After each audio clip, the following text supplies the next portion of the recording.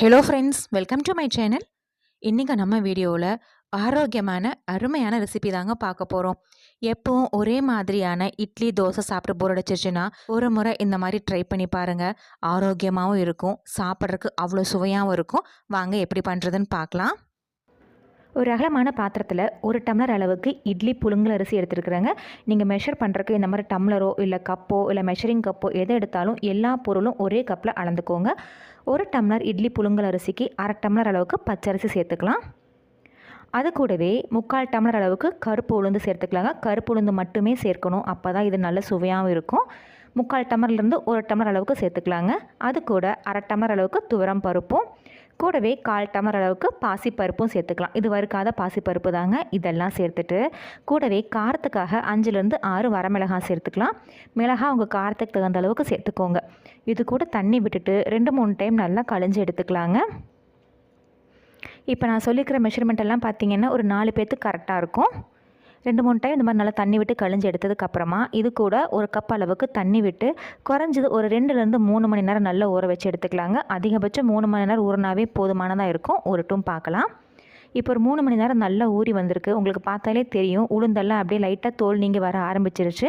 இந்த மாதிரி நல்லா ஊற வச்சு எடுத்ததுக்கப்புறமா இதில் இருக்கிற தண்ணியெல்லாம் வடித்து எடுத்துகிட்டு நாளைக்கு மிக்சர் ஜாரில் சேர்த்து அரைச்சிக்க போகிறேங்க. நீங்கள் கிரைண்டர்லேயும் சேர்த்து அரைச்சிக்கலாம். நான் இன்றைக்கி அதிகமாக சேர்த்துருக்கறனால மிக்சர் ஜாரில் 2 இடை போட்டு அரைச்சிக்க போகிறேன். இது வந்து ரொம்ப நைஸாக அரைச்சிடக்கூடாதுங்க, கொஞ்சம் கொரகொரப்பாக அரைச்சாதான் நல்ல சுவையாக இருக்கும். இதெல்லாம் மிக்சர் ஜாரில் சேர்த்துனதுக்கப்புறமா சின்ன துண்டு இஞ்சியாக 4 துண்டு இஞ்சி இது கூட சேர்த்துக்கலாங்க.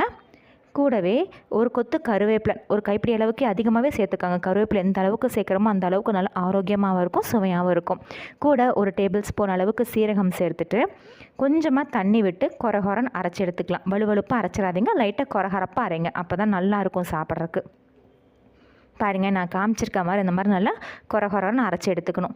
இது ஒரு அகலமான பாத்திரத்தில் மாற்றி எடுத்து வச்சுட்டு மிச்சம் இருக்கிற இன்னொரு ஈடு மாவையும் அதே மாதிரி சேர்த்து அரைச்சி எடுத்துக்கலாங்க. இப்போ 2வது ஈடு மாவு சேர்க்கும்போது திருப்பியும் நம்ம இஞ்சி சீரகம் கருவேப்பிலெல்லாம் சேர்க்கணும்னு அவசியம் இல்லை. நம்ம முதல்லே சேர்த்துருக்கறனால நம்ம இதில் வந்து வெறும் ஊற வச்ச அரிசி உளுந்து பருப்பு மட்டும் சேர்த்து அரைச்சி எடுத்துக்கலாங்க. விருப்பப்பட்டால் கொஞ்சம் கருவேப்பிலை சேர்த்து அரைச்சிக்கோங்க. இப்போ 2வது ஈடு மாவையும் இந்த மாதிரி நல்லா கொரகொரன்னு அரைச்சி எடுத்துட்டேன். அரைச்சி எடுத்த மாவு எல்லாத்தையுமே ஒரு அகலமான பாத்திரத்தில் சேர்த்துட்டு இது கூட ஒரு 3லேருந்து 4 பிஞ்ச் அளவுக்கு பெருங்காயத்தூள் சேர்த்துக்கலாங்க. பெருங்காயத்தூள் கொஞ்சம் தாராளமாகவே சேர்த்துக்கோங்க, நல்ல சுவையாக இருக்கும், மணமாகவும் இருக்கும்.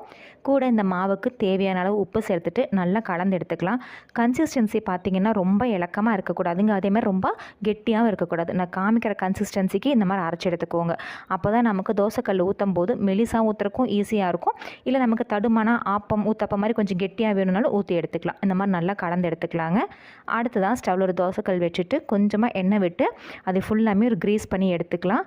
இந்த மாவு வந்து நீங்கள் புளிக்க வைக்க வேண்டிய அவசியம் இல்லைங்க, அரைச்ச உடனே நம்ம அடையாக ஊற்றி எடுத்துக்கலாம். அவ்வளோ சூப்பராக இருக்குங்க, ரொம்ப ஆரோக்கியமாகவும் இருக்கும்.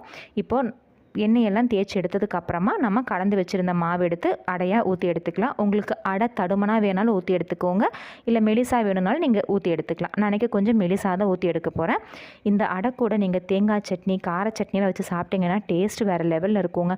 கொஞ்சம் புளிப்பாக இருக்கிற சட்னி மாதிரி வச்சுக்கோங்க. கார சட்னி தக்காளி சட்னியில் வச்சிங்கன்னா டேஸ்ட்டு அவ்வளோ அட்டகாசமாக இருக்குங்க. இதுக்கு மேலே நீங்கள் நெய்யோ இல்லை எண்ணெயோ உங்கள் விருப்பத்துக்கு தகுந்த மாதிரி சேர்த்துட்டு மீடியம் ஃப்ளேமில் ஒரு 2 நிமிஷம் அப்படியே விட்டிங்கன்னா லைட்டாக நிறம் மாதிரி மேலே அப்படியே முறுமுறுன்னு செவந்து வரும். பாருங்கள், இந்த மாதிரி வந்ததுக்கப்புறமா இன்னொரு பக்கம் திருப்பி போட்டுட்டு திரும்பவும் ஒரு 2லேருந்து 3 நிமிஷம் அப்படியே வேக வச்சு எடுத்துட்டிங்கன்னா சுவையான ஆரோக்கியமான கருப்பு உளுந்து அடை ரெடி ஆகிடுங்க. இது இட்லி தோசை விட இது ரொம்பவே ஹெல்த்தியாகவும் இருக்கும், அது கொஞ்சம் வித்தியாசமாகவும் இருக்கும். எப்போவும் இட்லி தோசைன்னு சாப்பிடாமல் இந்த மாதிரி கொஞ்சம் வித்தியாசமாக ட்ரை பண்ணி சாப்பிட்டு பாருங்கள். ஆரோக்கியமாகவும் இருக்கும், டேஸ்ட்டாகவும் இருக்கும். ஃப்ரெண்ட்ஸ், நீங்களும் இந்த ஆரோக்கியமான அடை ரெசிபியை இன்றைக்கே ட்ரை பண்ணி பாருங்கள். ட்ரை பண்ணி பார்த்துட்டு மறக்காமல் உங்கள் ஃபீட்பேக்கை என்னோட ஷேர் பண்ணிக்கோங்க.